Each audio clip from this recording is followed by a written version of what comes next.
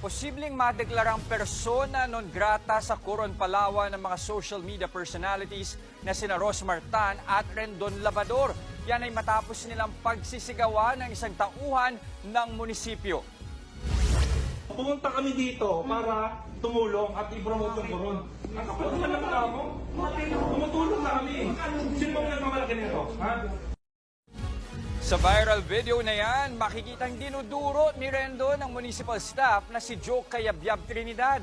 Nagugat ang pagtatalo sa isang Facebook post tungkol sa ginawang aktibidad ng mga vloggers sa lugar. Ayon kay Trinidad, ginamit lang daw ni Rendon at Rosmar ang mga residente ng Coron para sa kanilang social media content.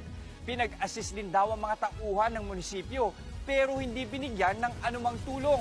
Nakatakda naman maghain ng resolusyon ng isa sa mga miyembro ng Sangguniang Bayan para ideklarang persona non grata